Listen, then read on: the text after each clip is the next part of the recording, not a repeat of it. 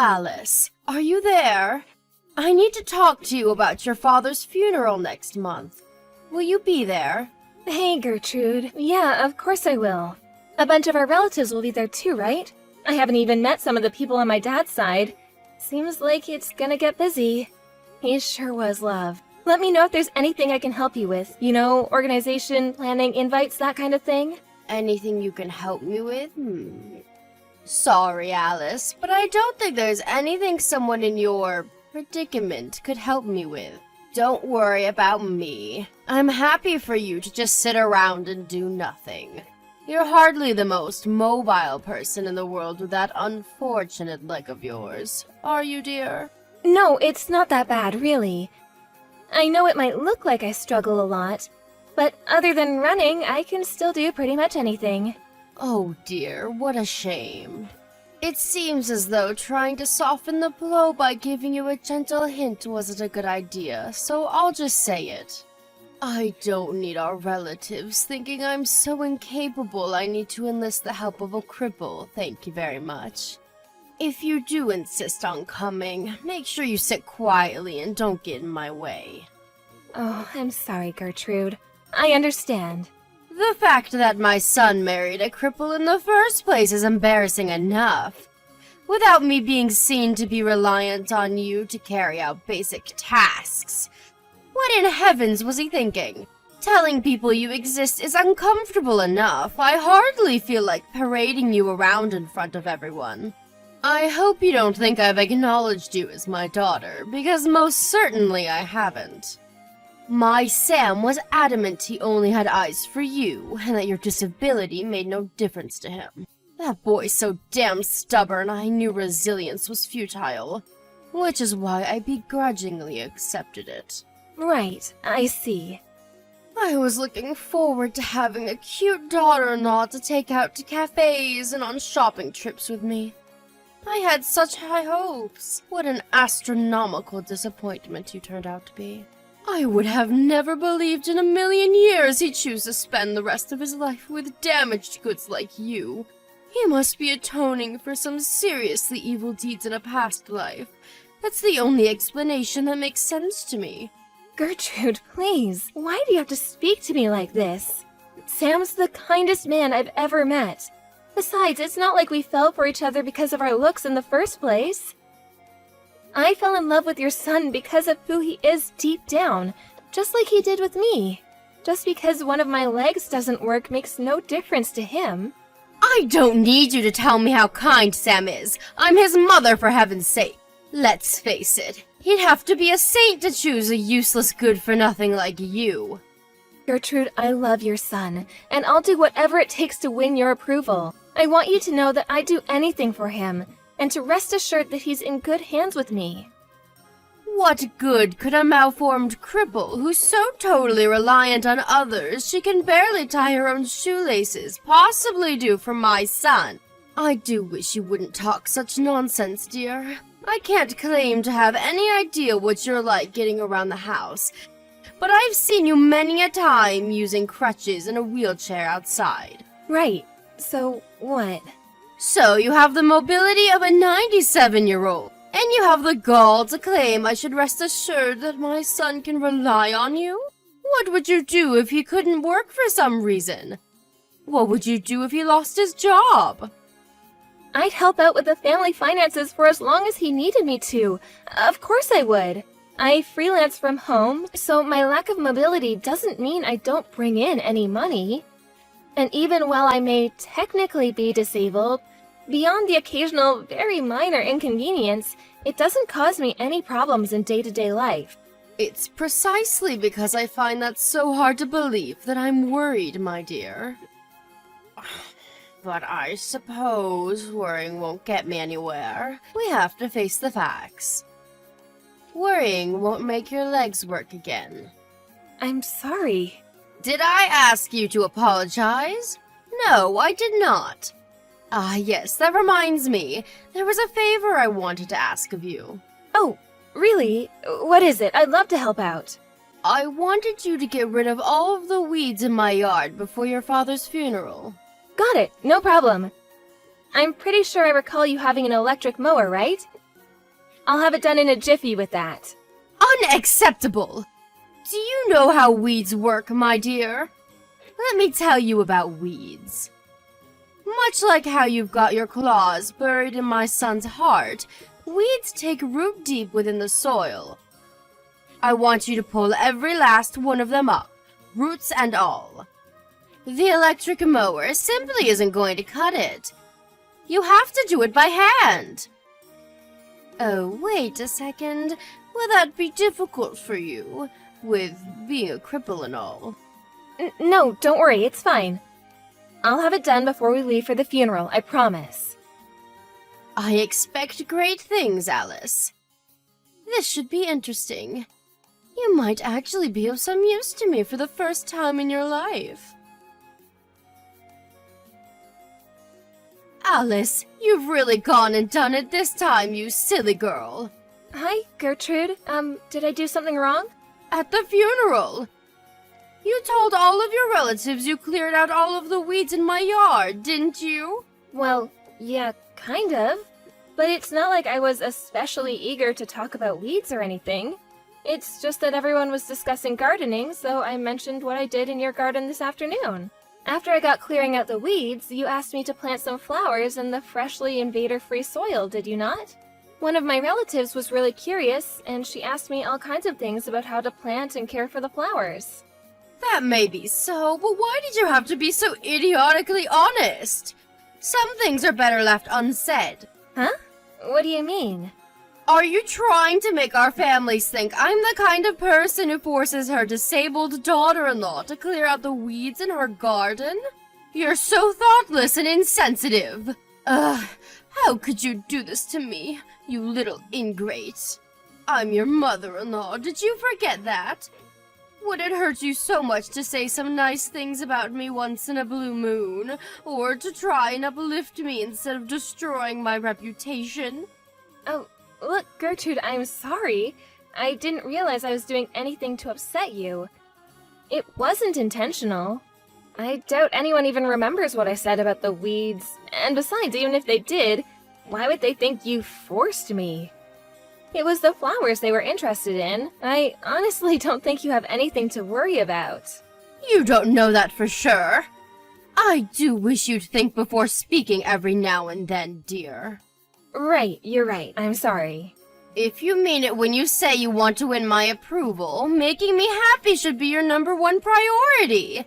In spite of that, all you seem to do is upset me. Do you enjoy making me suffer? No, of course not. I told you I didn't mean to. I'm sorry. In that case, you better make damn sure that whenever you talk about me in front of others from now on, it's nothing but praise. Praise and more praise. I want everyone to know how fantastic I am. If anyone asks, the only reason you cleared out the weeds and planted those flowers was because you wanted to help me so badly that you volunteered of your own accord. Are we clear? We're clear. Good grief. It looks like your leg isn't the only thing that doesn't work. The fact that I have to explain things that should be as plain as day in minute detail makes it abundantly clear that your brain isn't operating at full capacity either. Are all cripples like this? Gertrude, please. I'd really appreciate it if you would stop calling me that, and I'd like it if you stopped thinking of me as nothing more than my disability. Other than one of my legs not working, I'm no different to you or anyone else. Oh, now I've heard it all. A bottom-dwelling leech who's only able to exist thanks to my hard-earned tax dollars thinks she's the same as me? Please stop being so horrible. Do you think I chose to be this way? Do you think I enjoy it? It makes me sick the way you cripples roll around in your wheelchairs while you suck up the tax dollars of hard-working Americans like me without a care in the world. You assert so boldly how you're no different to me and other normal folk that I believe you might actually be delusional enough to believe it. But the truth is, without sponging off the tax money of decent, respectable people like us, defective articles like you wouldn't have a leg to stand on, would you? Pardon the pun. I know you can't help the way you are, but you could at least try being a little more damn humble. I'm not gonna deny it, maybe there are some disabled people who behave arrogantly and act like the world owes them something, but most of us are incredibly grateful for any help we get. Are you really? I wonder. Consider the following. You, damaged goods in the real sense of the term, managed to bag yourself a high-spec guy like my son. You're privileged enough to be enjoying a happy, fulfilling life of the kind that in a just world would only be possible for normal people. That seems pretty damn arrogant from where I'm standing. Disabled folk have the right to be happy too. Throw away these despicable ideas of yours at once. You may have been married for a year now, but I bet not a day's gone by where my son hasn't regretted choosing you to be his wife. How about you hurry up and accept how miserable you make the people around you and do my son the enormous favor of divorcing him and getting out of his life once and for all? Wait, are you telling me to leave Sam? Believe me, dear, that's all I've ever wanted. How could I want anything else? You're nothing but useless, damaged goods, and you serve no purpose in any of our lives. What's the point in keeping you around? You bring nothing to the table. Alice, my leg is itchy. Bring me a back scratcher at once. I can't come and see you again today, Gertrude. I have some important business to attend to now. Important business? More important than me? Impossible! You come back to the hospital right now. Are you being serious right now? I was literally just there. I'm sorry, I can't. I have an appointment to make. I really gotta go. Don't you feel sorry for me? I can't even walk. I'm disabled just like you now. You'd think you of all people would understand how I feel. Sure, I understand how difficult not being able to walk can be, but that doesn't mean I'm gonna drop what I'm doing to cater to your every whim and desire at the drop of a hat. Ah, I see. That's it, isn't it? You were born disabled. You could never understand how it feels to be an able-bodied person who suddenly loses use of their legs in a horrible accident. Not only that, but you'd think it was enough that I'm now unable to walk and forced to live in a wheelchair. But no, I just had a lawyer show up. Do you know what he wanted? He demanded I pay the full amount to cover the repair fees for the damage done to the house. I hardly see how that's a surprise after what you did. You drove your car into someone's freaking house. I suggest you talk to your insurance company about that. I'm not familiar with this kind of thing, but there's a chance they might be able to cover it. I'm certainly not going to be any use to you on this one. I have no idea what to do. I don't know anything about legal proceedings, and besides, this is all backwards. The owner should be paying for the damages her house caused to me. Just because I mistook the accelerator for the brake pedal in a moment of confusion doesn't mean I should be punished financially. I've already suffered enough. Surely you should just be thankful that poor old lady wasn't home when you planted your car in her living room. She could have been killed. And look, I know this isn't easy, but there is still a chance that with lots of hard work, rehabilitation, and some positive thinking, you could walk again one day. Maybe so, but there's no telling how long that could take. I was supposed to be going on a girls' holiday with my friends next month. There's no way I'll be going now. What did I ever do to deserve this? Life is cruel. I know this is horrible, Gertrude, but you can't give up. What else can you do but try your best? I know this is gonna sound heartless, but there's no avoiding the fact that you're the one who caused this accident. Besides, you're not the only one involved here. You destroyed some poor lady's house with your careless driving. I think you should show a little remorse. Like I told you, all I did was make one teeny tiny mistake. Since when did you become the world's highest moral authority? Get off your damn high horse. You don't seem to have any idea how much worse this could have been if that lady had happened to be home when you plowed through her house. You shut your goddamn mouth! I can't live like this. I've had enough already. I want to go home. Hospital food is so disgusting it makes me want to vomit, and I even decide when I go to bed. I can't take it anymore. This is not where I'm supposed to be. You're getting discharged next month, right? That's right. But that's too long. I don't know if I can hold out until then. It's not like being all cooped up in here is going to make me any more likely to walk again. I'm just suffering needlessly. Gertrude, please. They're doing important tests on you every day, and they're giving you rehab sessions for crying out loud. It might not be nice, but it's a necessary step in your recovery, and also for getting out of there. Please do your best. We believe in you. Oh, that reminds me. I wanted to talk to you about what happens after I get discharged from this god-forsaken hellhole. I've decided I'm going to live with you and Sam. Huh? Don't act so surprised. I live in a wheelchair now, you know. How am I supposed to get by without anyone to look after me? There are tons of people in wheelchairs who live alone. Sure, things will undoubtedly be difficult at first, and we'll be around to help you while you get used to everything. Wait a second. You're not trying to tell me I can't live with you, are you? I know you wouldn't do that. Yes, that's exactly what I'm saying. I'm sorry, but you can't live with us. It's impossible. Why not? I'm Sam's mother. We're family. I know that. But Sam has no intention of letting you move in with us either. You're lying. There's no way my lovely, kind, caring Sam would let his own mother down in her hour of need. He's not like you. Oh, Gertrude, I'm really sorry to have to bring this up at a time like this. But you've been horrible to me ever since we met. Me? Horrible to you? What in heaven's name are you talking about, young lady? I have no recollection of doing any such thing. You make fun of me for being disabled? You do nothing but insult, demean, and belittle me at every opportunity. You probably treat your garbage better than you do me. All I've ever done is tell the truth.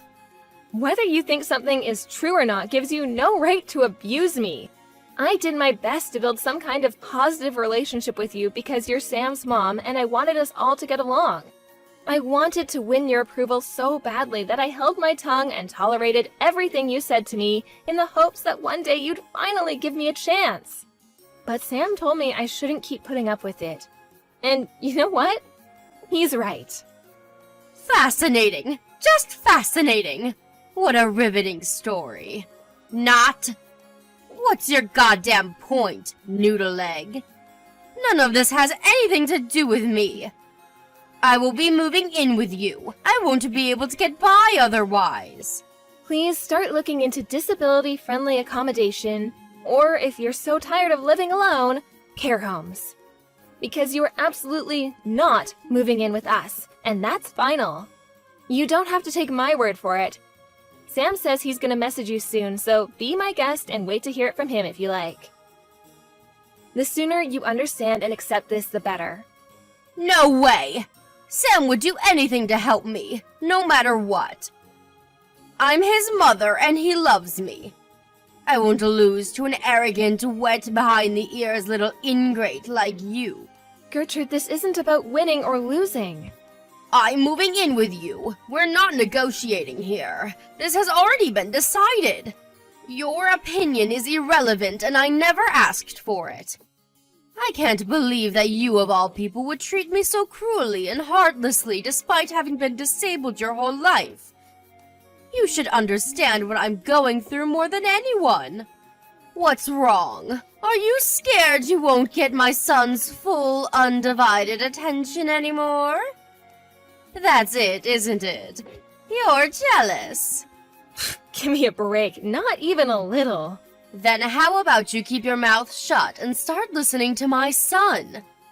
I know he wants me to live with you, and I won't hear another word on the matter from the likes of you. Stop interfering where you're neither needed nor welcome, you little witch. You've got some explaining to do, Alice. You haven't been to see me in the hospital for an entire week.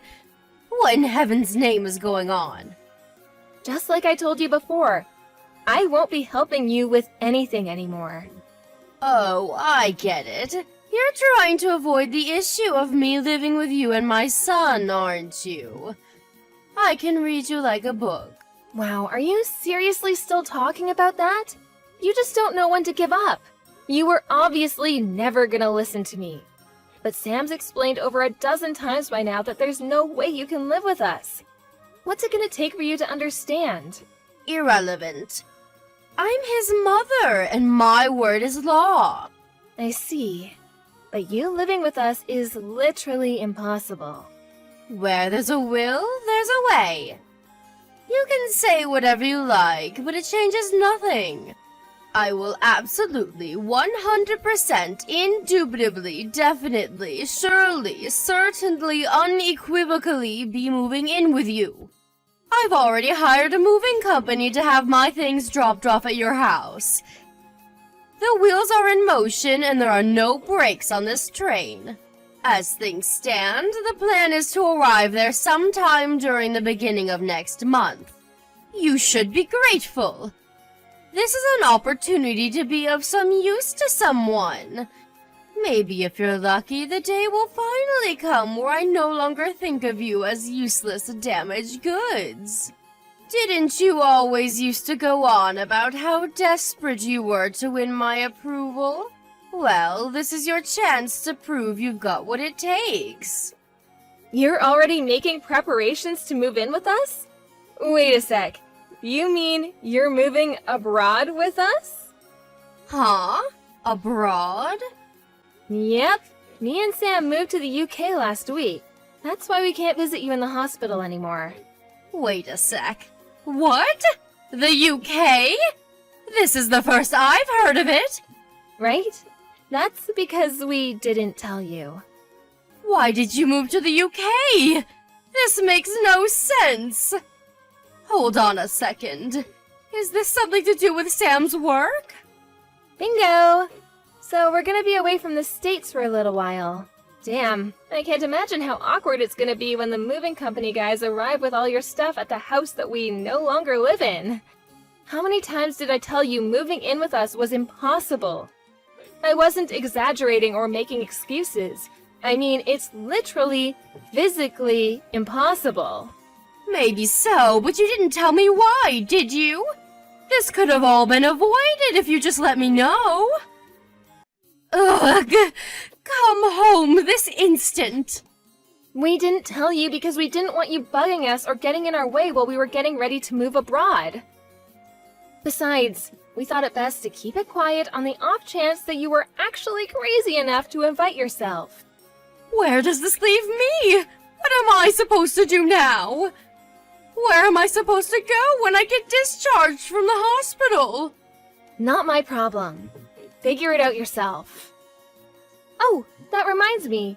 We did leave a bunch of leaflets containing information on local care facilities and specialized apartments for disabled folks on your living room table. There are some with info on live-in carers, too. Take a look at those and plan your life yourself. Are you abandoning me? How could you do this? I'm in a goddamn wheelchair! This is an unacceptable way to treat your mother-in-law. I don't want to understate how horrible and unfortunate your accident was, and I feel for you, Gertrude, I really do. But me or Sam have no intention of looking after someone as incredibly selfish and egotistic as you. You're the one who caused the accident. In spite of that, you still haven't apologized to the poor old lady whose house you destroyed, have you? She has more than enough of my money to care about epoxy apology. I've already lost my life savings because of the compensation I was forced to pay for her repairs. Her house can be fixed. My legs, on the other hand, cannot. Do you really think I have the time to be thinking of others in the situation I'm in? It's not that I don't understand how you feel. But I want you to think for a moment. I want you to remember something you said to me a little while ago. What was it again?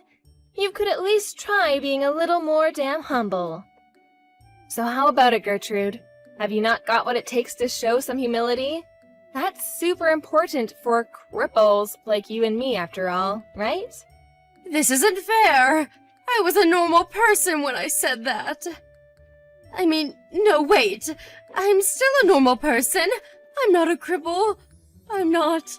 They said there's a chance I might walk again if I work hard at rehab. Great. That means you can stop trying to rely on others and live by yourself then. You are normal after all, aren't you? Shouldn't be an issue, right? I am, but things are different now. Or at least for the time being. Have you no heart? Don't you feel in the slightest bit sorry for me? Your poor aged mother-in-law has to live in a wheelchair for heaven's sake. You have no idea how crushingly lonely it can be to live on your own at the best of times, let alone in this state. Have some sympathy. If you got enough fight left in you to be pestering me like this, I'm sure you'll be just fine. You know what astonishes me the most? That you actually think I'd help you after the way you abused and made fun of me for being disabled all this time. Surely you're joking. You have to be. No human being is this ridiculous. But I thought you wanted my approval. I thought I made this clear already, but any desire for your approval I may have had back then has completely disappeared. I'm blessed enough to have a kind, caring, loving husband who accepts me unconditionally for who I am, and that's all that matters. What more could I possibly want? Alice, listen to me. I'll accept you as my daughter-in-law and my son's wife if you let me move in with you. This is what you've been waiting for all this time, isn't it? I may have been a little inconsiderate towards you at times in the past, but I get it now. After losing use of my legs in the accident, I finally understand how you feel. I'll never do anything like that again. Won't you at least think about it? Pretty please? I will not. We could find a place with wheelchair accessibility in the UK, you know. I know the rest of the world isn't as advanced as America, but they should at least have ramps. You wouldn't happen to know anything about why I haven't been able to get through to Sam for the last few days, would you? Would you be a darling and pass on a message for me? I need you to ask him to consider flying me over to the UK to live with you both. I won't be doing that. But Alice, I'm begging you. I'm in a wheelchair and I'm begging you. What's the harm in passing on a message? Why won't you just hear me out here? You haven't heard me out even once ever since we met. Why should I suddenly be interested in anything you have to say? Alice, I'm so sorry. I've been a fool. I'm so sorry for the way I've treated you. My behavior was unacceptable. I feel horrible, dear. But I really am begging you here. I'm begging you with every last fiber of my being. Please. Please don't abandon your mother-in-law like this. Sam already made this clear, but apparently it didn't go in, so I'll tell you again. You're not the only human being on this planet, and you need to start living with some consideration for others for a change.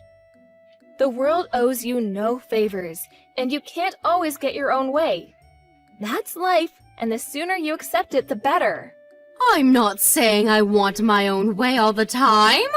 Besides, I obviously don't get it, do I?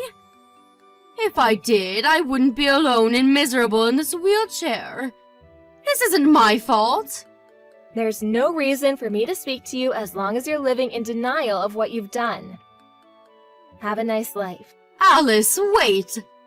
I'm begging you. Please just pass the message on to Sam. That's all I ask. You can hate me. You can curse me. You can think what you want of me, but please, please pass on the message. I'm sorry. I'm remorseful for the way I treated you. I'm sorry I ignored the way you felt for so long, and I'm sorry I ignored everything you and Sam said to me. There's nothing I can do for you. Surely that's not true. Sam thinks the world of you. Surely one word from you is all it would take for him to reconsider how he feels about me. If you forgive me, he will too. I just know it. But I'm a defective article. Good for nothing, remember? Even if I wanted to, I could never be of use to anyone. Your words, not mine. All I'm doing right now is what your son asked me to. Which is why there's nothing I can do for you. You're on your own. Have a nice life. Bye! After that, I was beraged with a torrent of panicked messages from my desperate mother-in-law. Naturally, I blocked her, and now, with her gone, my life is stress-free. I said all I had to say at the end there, so I have no regrets. A major toxic influence has been removed from our lives, and we're not looking back. That said, she decided to move into an apartment complex equipped with specialized facilities for disabled people, for which she needed the signature of a close relative to act as her guarantor. We enlisted the help of Sam's uncle to act as a go-between to avoid the unpleasantries of corresponding directly with her. And so the procedures to dispose of her once and for all are currently underway. I can't help but feel a little guilty for dragging Sam's uncle into Gertrude's mess, but it couldn't be helped. To my surprise, he readily accepted. He said he'd long had his suspicions she might be mistreating me because he knew exactly what she was like from his own experiences with her growing up. Eventually, her application for the wheelchair-friendly apartment was approved.